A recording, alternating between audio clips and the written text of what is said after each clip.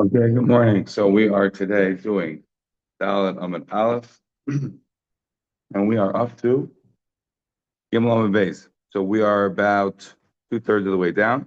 The Gemara is telling us, "Tanu ha'avim v'arucha shniyos l'matar." Everyone have it. The clouds and the wind are second in importance to the rain. They're very important. They're almost as important as the rain. Just to remind ourselves where we were on last week at Friday. So we ended up saying two versions of a similar idea.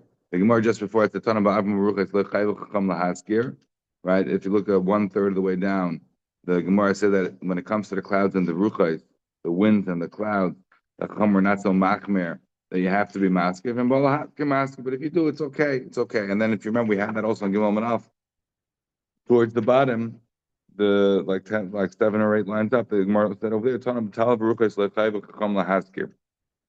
So two versions of saying that the rabbis were not makbid on mentioning Mashiv Ruach. That if you say Mashiv Ruach, it's okay. If you don't say Mashiv Ruach, it's okay. Why? Because the winds never stop.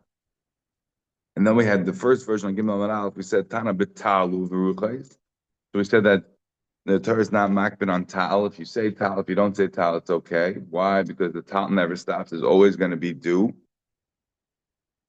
The second doesn't talk about tal. The second one talked about clouds. And we said that clouds also, we're not worried about if you mention clouds, if you don't mention clouds, because it never stops.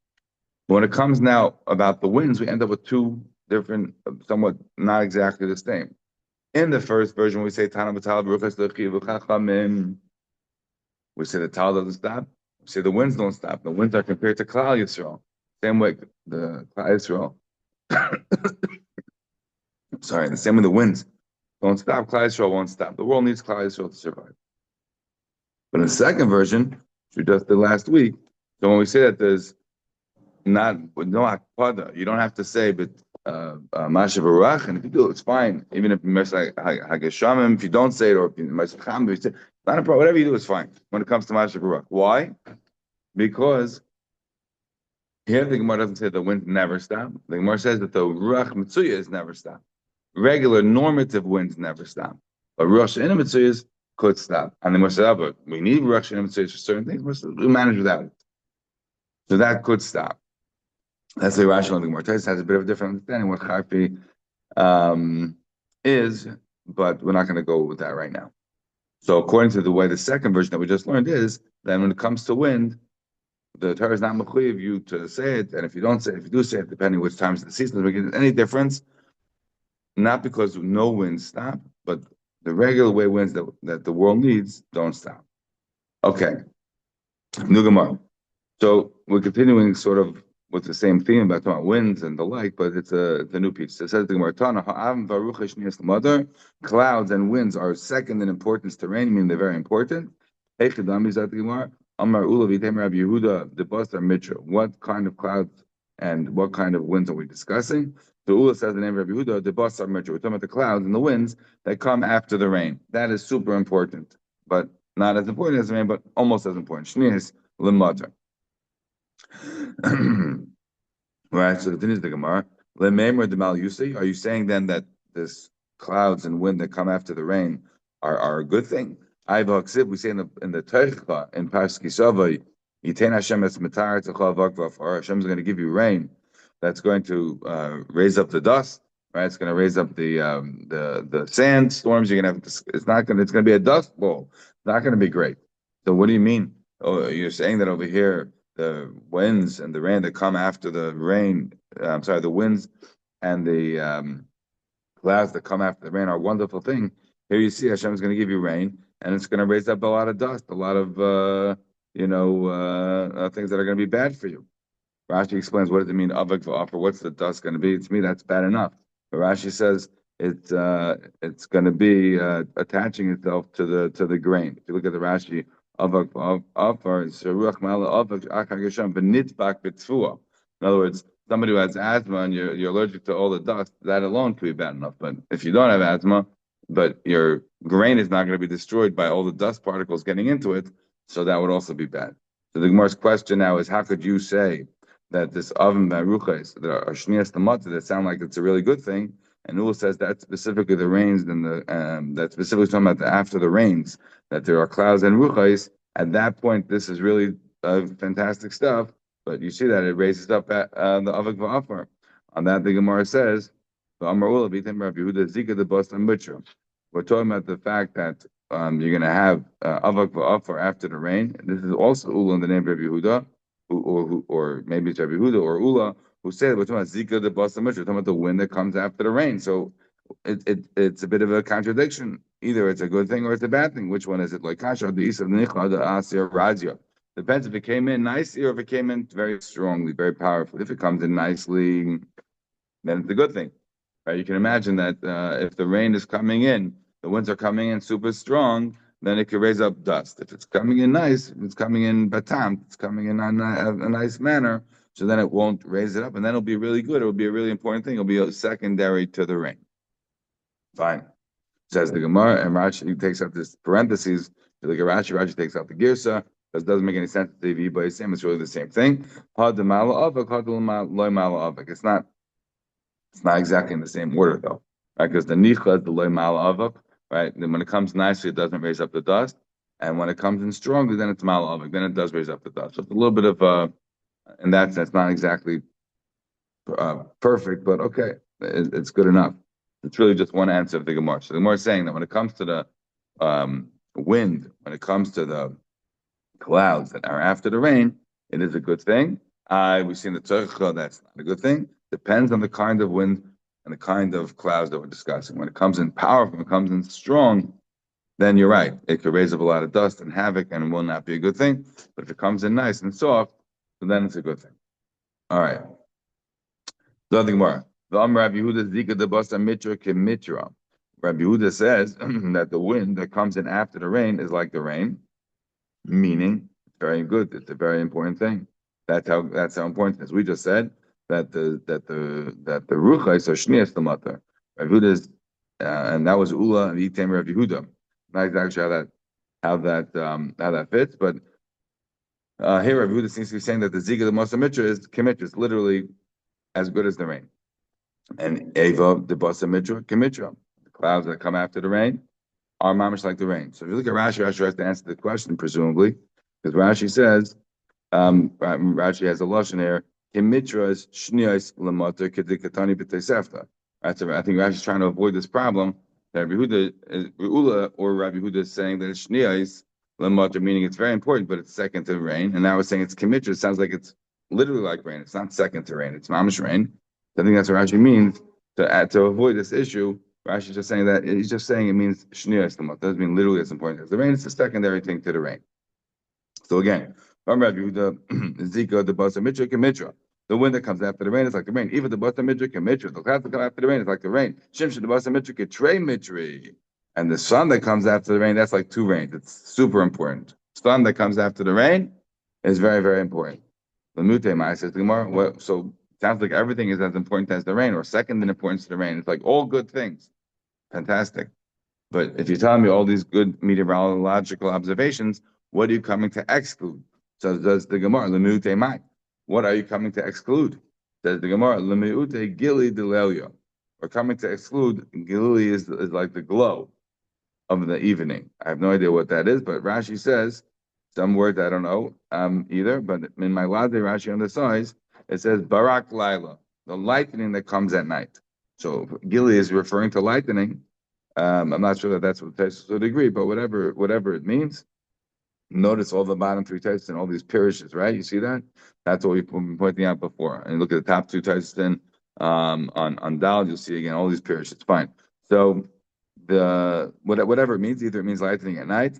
But I just want to point out the meteorological observation of Rashi and Gili Deleli. Rashi says Veroiv Gili B'Layla Shiach, and most of the Gili, which again according to my Laze Rashi means this Ishtar, whatever however you pronounce it, Belaz, that's referring to Barak Lila, that's referring to the lightning of the night. Rashi says that's mostly a night Shiach. Now, according to Google this morning, I checked. I said, is lightning most common at night? Because in my brain, it doesn't make any sense. Lightning can happen day and night. You just don't see it by day because it's light. So according to Google, it's true. Most lightning does not happen at night. But at night is when people notice it because the fact that it is dark. Most likely happens in the late afternoons. Something about the atmospheric pressure and whatever, which I'm not going to pretend to understand, that makes lightning most common at that point in time. Either way, says the Gemara. So this we're coming to exclude the Gila Delelia. We're coming to exclude the glow, or again, we're saying maybe this is lightning at night. The Shimsha the Beni Karchi, and the sun that comes down out between the clouds. Now, Karchi is an interesting lashon, as Rashi points out. Kereach is a baldy, right? So what are we saying? The Rashi explains. What do you mean Shabina Avim? Right, the sun that comes between the clouds. Shener Makim Echad Ayra. The one place it seems like it's sunny, Makim Acham Mu'unan, and another place it seems cloud and dark. Kereach, like a bald person. Sheyesh Saris Makim Echad. Vekercha Makim Acher, and he has hair in one place on his head, and he's bald in the other place on his head. Yeah. So those are not good things. All right. Fine. Zot the Gemara. Another meteorological observation, this time about snow. Amar Rava Mali Tigla Lature Kechamisha Mitri. Having snow on the mountains is like 5 rains on the earth. It's really important to have snow on the mountains. As Rashi explains, it's because the mountains don't get rain. And therefore all the rain that's coming down is not for their benefit. I'm not sure exactly the mountains where Rashi lived, what it was like, or Rashi knows from other places, but it's true, right? In many places, right, the so cold, right, like in Mount Everest, doesn't rain in Mount Everest. At the very top, there's literally nothing there. But even on the way down, where you have snowpack, right, that it's still like pretty much desert-like conditions. It's so cold that the stuff has been there for years and years, doesn't change. But what we're saying is that in areas that they don't have any rain, so whatever snow they have is very, very vital to it, which of course is very passionate. And that, and certainly in some places, that actually feeds all the people down below because every year the snowpack melts in certain areas, right, in the lower mountains, and that gives water to all the rivers, and that ends up feeding down. And in places like in India, you can literally have monsoon season. Yes, you have rain, but you also have areas with the tidal flood that come up from when the snow melts. Like it's very, very vital. So I'm not sure exactly if that is what Rav is sort of referring to, but the basic idea is snow is very important to mountains. It's much more important than even rain is to the earth, 5 times as much. And how did he know it was 5 times as much? Because the Pasuk says, "Ki l'sheli yomar hu aretz." The Hashem is, as it were, saying to the snow, come down to the ground. The Geshem matar, right, like the rains of water. The Geshem mitrois, uza, right, that it's coming powerfully down. These strong showers. So if you look at the pasuk says Geshem matar, Geshem matrois, mitrois. Midrash is 2. So you have 5 times where it talks about rain, after it talks about sheleg. That's how you see that it's 5 times more important to have the snow on the mountain than it is to have like the Geshem on the ground. Fine. Zadi Gemara. The Amar Rava Tigla Lature, the snow on the mountains is Mitra Raziel Ilani. Right? It's like the strong rain that comes on trees. Right, so the Gemara says that how good the snow is to the mountains, so a good rain is to the trees, and mitra nicha leperi, and a nice rain is to the fruits. In other words, a strong rain is not necessarily going to be so beneficial to the fruits, but a strong rain is going to be beneficial for the tree. But the nice rain is very beneficial to the fruit itself. As we turn the page now to Dalet Amud Aleph. So some more meteorological observations before we move on. Says the Gemara, or pila. Which is like a drizzle, like a light rain. Afilu peritzida de tute kala mahanule. So a drizzle, a very light rain, is good. Right. Think about the level of power we're talking about. We're talking about like the snow is good on the mountains, right? Snow is not very good on trees. For those who are living in Passaic, I don't know. We had a snowstorm here in October some years ago. I don't remember, maybe now 10 years ago. Am I ready? Probably, yeah. It was a very early freak snowstorm, and all the trees had leaves. And every block in Passaic had trees down. No one had power. It was unbelievable. And you think about this Gemara. Snow is bad for trees. What do you mean? When it's very pretty, sure, it makes nice. Kids are very off and they're very excited.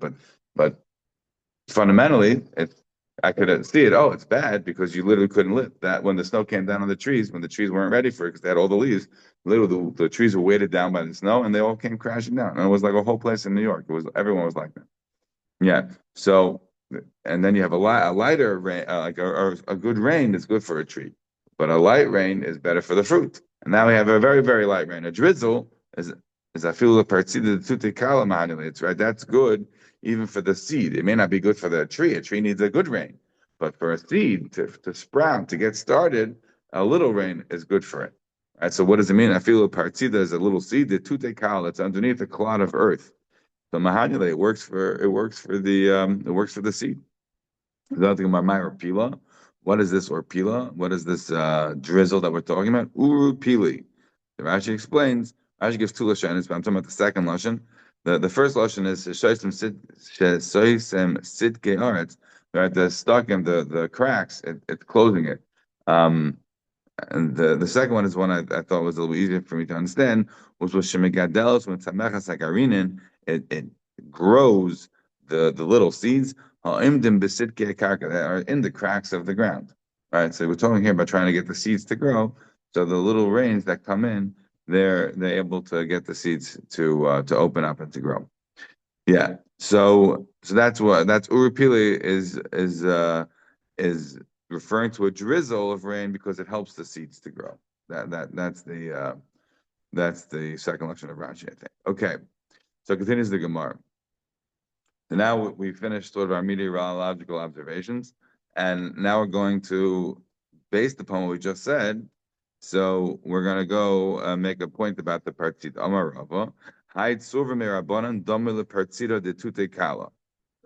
Rava says that the Surva Merabanan, right, the young rabbi, Rashi points out here, Tzurva Merabanim is not a Talmud Chacham.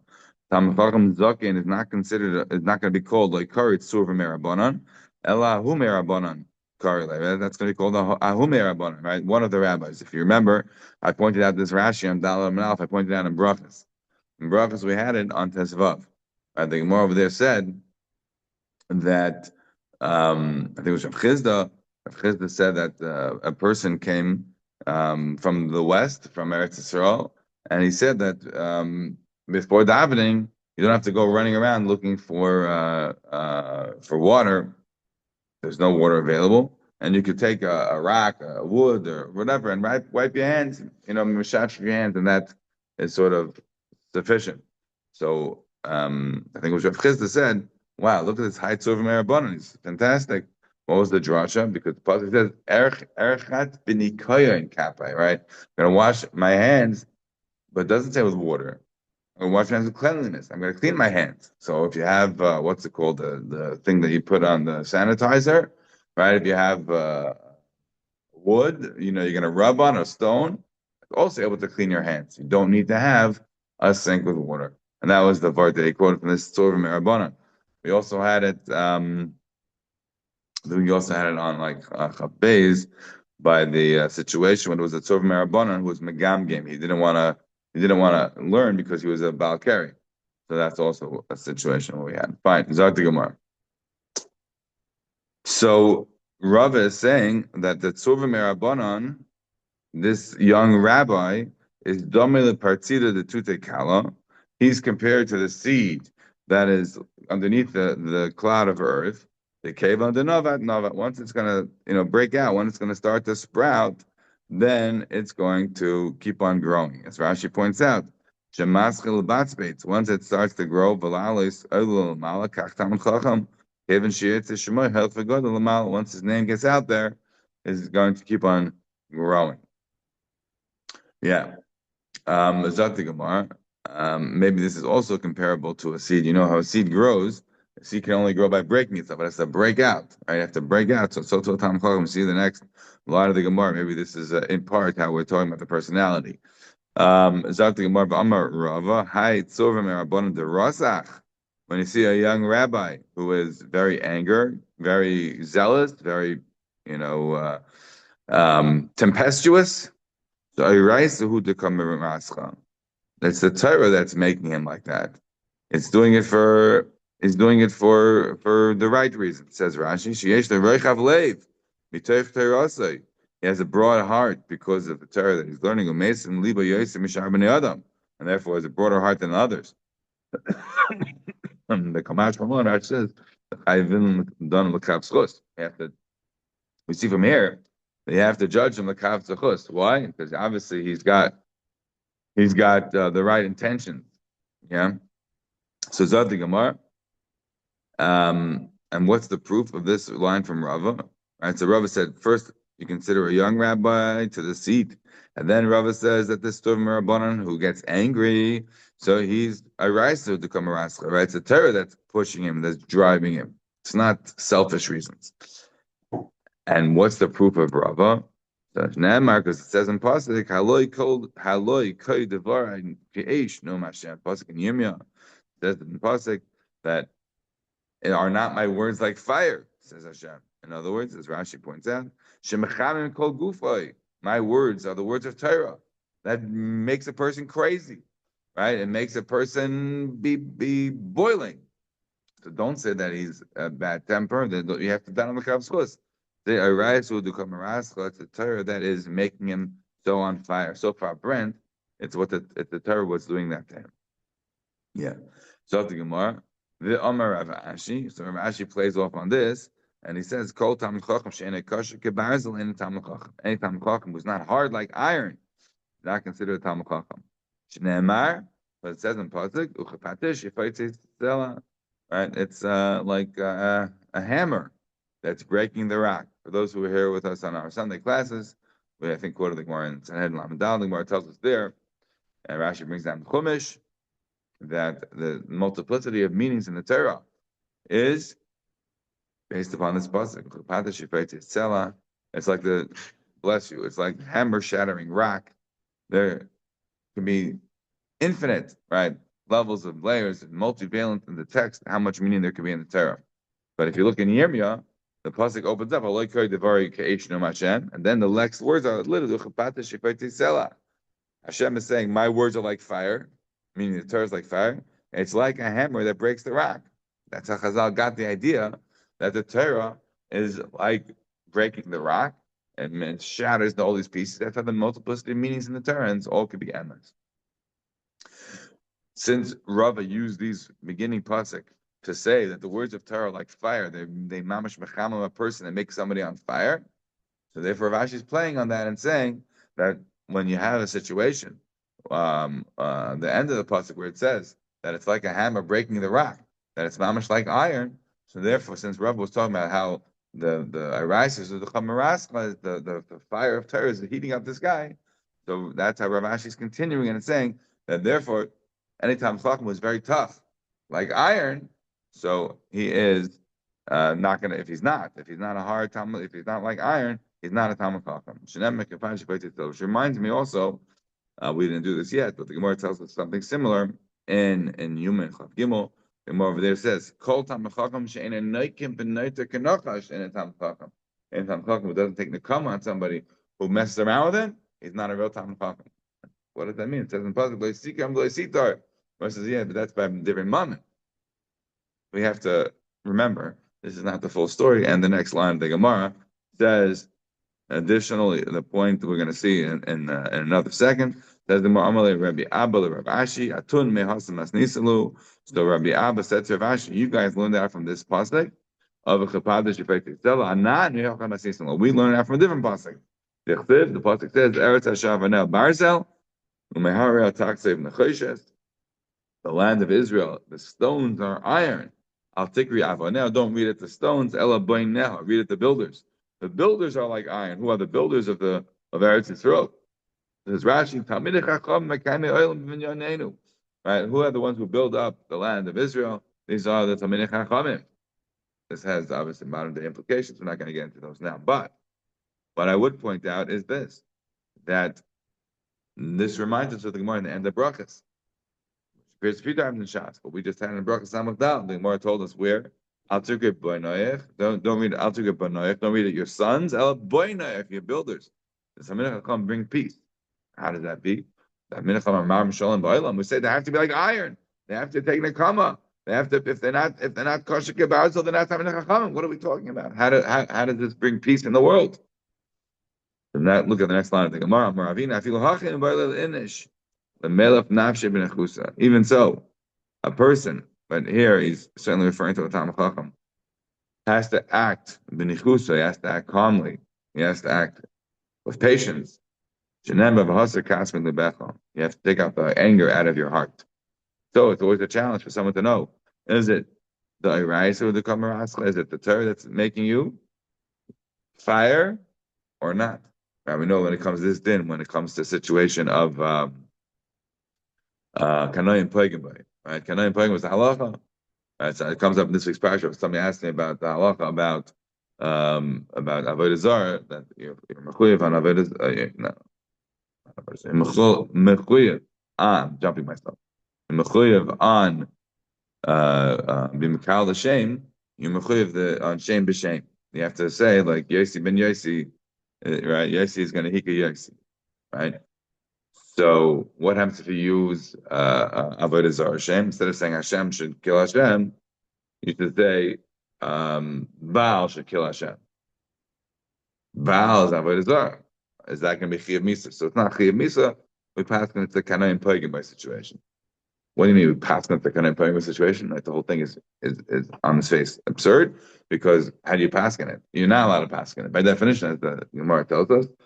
Sanhedrin, both Bavli and Shalmi, have the basic idea is kanayim plegim by is a situation where you see Shimi, right? You see Zimri and Kozvi, so you're so motivated by your tzigah hits by the fire of the Rebbeinu Shalom, so you go and mimadka them both with your spear.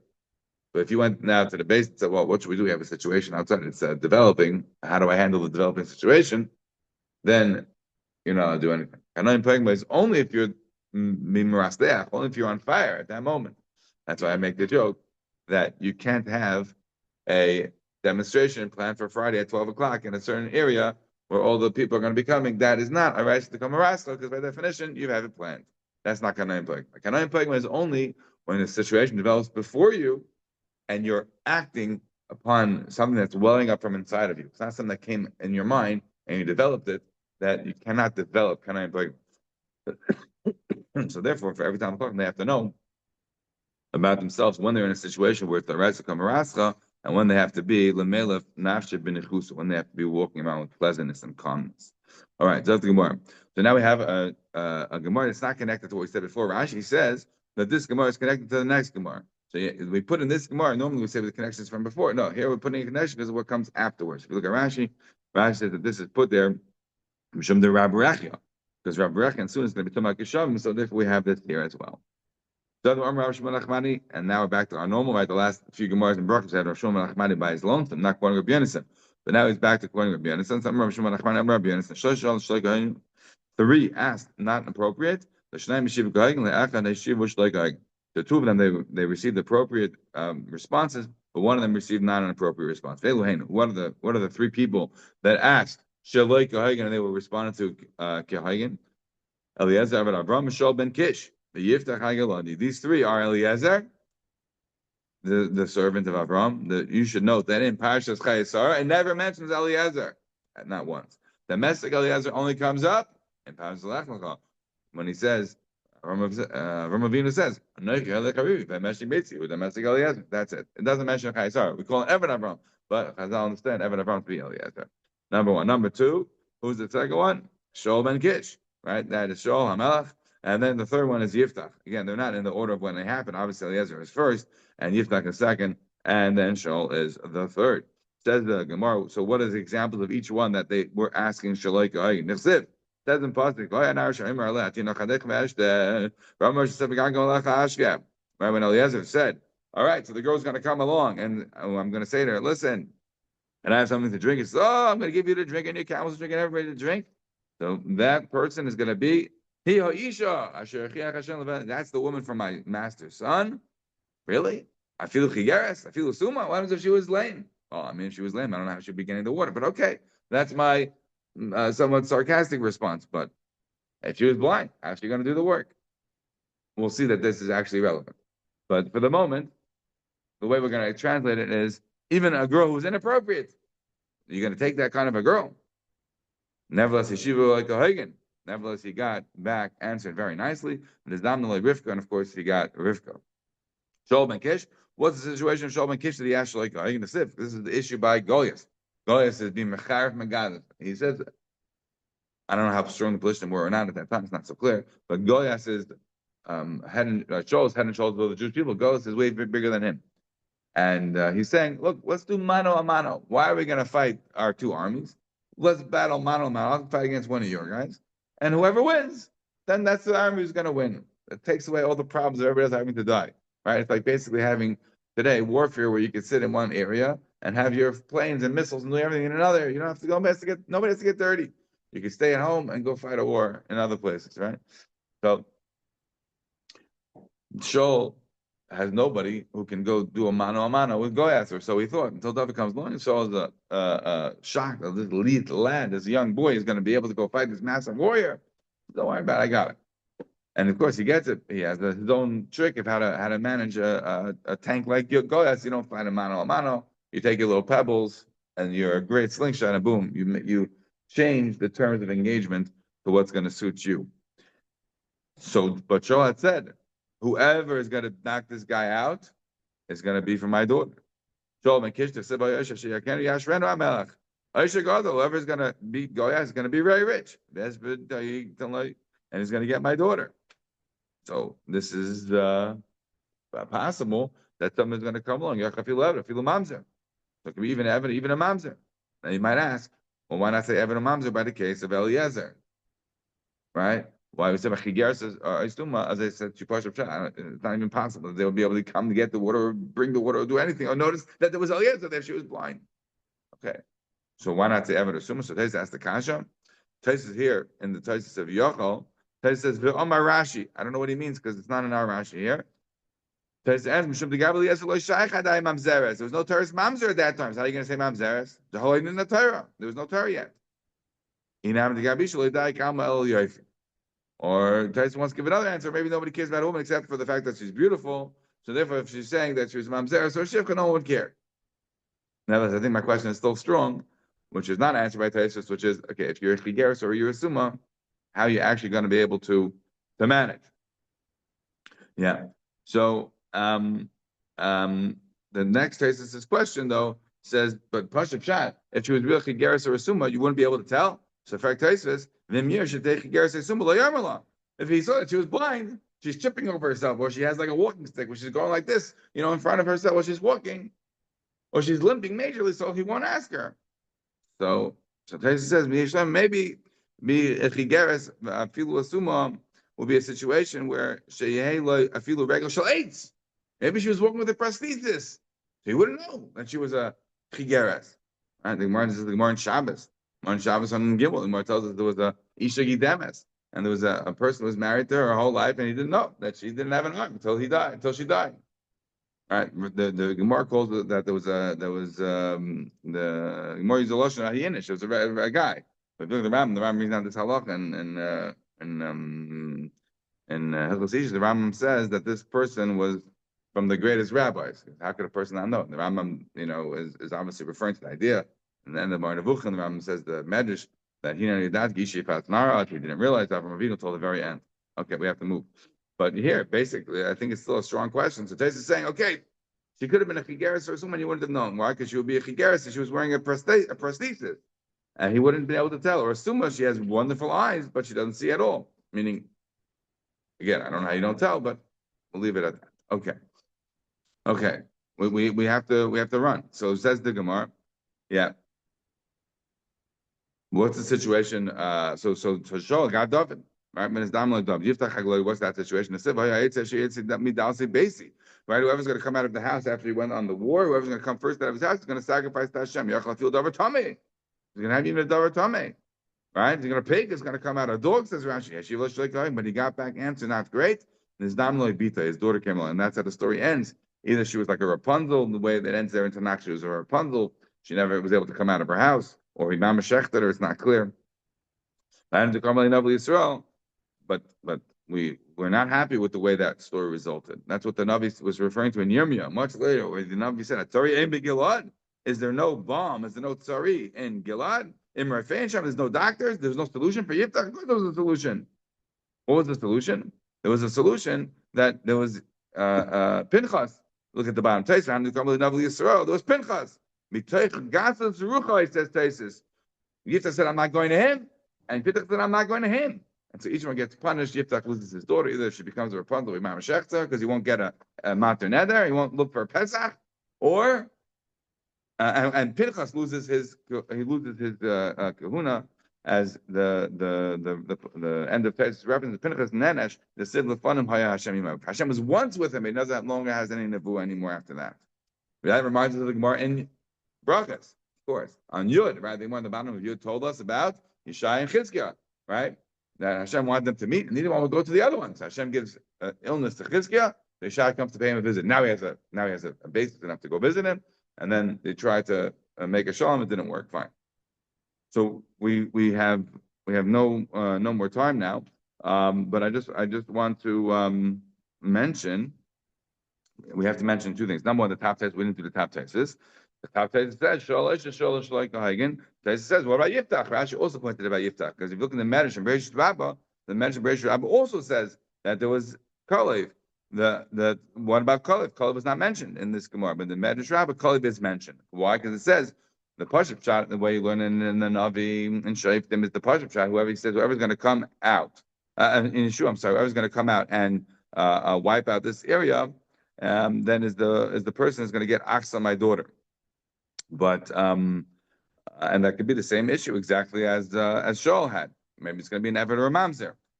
On that, Taisus answers. Possibility, and Rashi also says that we're not talking here about physical battle, meaning you have to look at the Gemara in Tamura. This was talking about a steel ben Kanaz bringing back all the Torah that was lost by the Evli Shal Moshe. If that's what's true, then you don't have to be worried. Obviously, if it's a huge Talmud Chacham was coming along, so you're not worried about anything. Yeah, that's one possibility. The other possibility is, Taisa says, the second answer is maybe this idea of why she was called Aksa, because everyone who saw was her Kreis Alishta, because she was so beautiful, and why? So Taisa explains what because she was so beautiful is because she was such a tsanua. She was such an incredible tsanua. So Kalib felt that between his schus and her schus, that it would only be misdavik with somebody who was roy, and that's why we don't have to call Kalib here. The last thing I just want to say for today is that this doesn't deal with the Gemara in Chulin. The Gemara in Chulin, Tzadidal, the Gemara tells us there that Kol Nichosh, which is not like Eliezer Avad Avram, is Ein Nichosh. Is that saying that it's a good thing or not a good thing? In this Gemara, what do we see from Eliezer? What he said was, Shal Shloika Hagen. If you look over there, you look at the various Mepharshim, look at Rashi, the Rashbam, the Ramban, the Ibn Ezra, everybody disagrees. Did Eliezer give the jewelry to Rivka before he found out her identity or after he found out her identity? If he gave it the jewelry to her after her identity, then what's the problem? What's the problem? He wanted to give it to the Jew, just say thank you so much and move on. But once he finds out her identity, what's the big deal? So this whole Gemara is predicated on the idea that he gave it to Julie before, which is the Pashup shot how it reads, which is not how he then renders it over when he says it over to the family, for obvious reasons, because he has to sell it to the family, right? Yeah. So the situation that the Gemara in Chulin says is brought down by the Rambam in Hilchos Avodah. The Rambam says that whoever is making themselves nichush, whoever makes himself simanim, ke Eliezer Avad Avram, somebody who does it like Eliezer Avad Avram, the chol kiyetzi b'dvar ma'ila akol aser. This also reminds us of the Gemara Huriyas Yud situation. Somebody says, well, today's going to open the door and they're going to see a nice bright blue day. I know today I'm going to do my deal. And if it's going to be rainy, I'm not going to do it. Right? Or if a black cat's going to come out in front of me, I'm not. All this stuff is aser. And the Rambam says, anybody does like Eliezer, it's aser. Says the Ravid, and I just have to read you this Ravid. It's a great Ravid. Says the Ravid, Zeshi B'shgadol. Totally is wrong. You know what? He made a mistake. He read it in the Gemara in Chulin and Taniyeh. He made a mistake. He thinks that it's talking about Isser. It's not Isser at all. And we have our Gemara says Shloika Hagen. Says the Ravid, it's not wrong. El Hachikam is what it's trying to say. And in Roy Lismiklot, you're not supposed to rely on it. How could he think about these tzaddikim and Naveres? They did something chashom. Right, and it's possible that by saying what he said, that it's mamash also to do that, that you could get the pulse of the Nura, which the Gemara tells us about in the end of Yuma. That's not something we want to get. All right, everyone.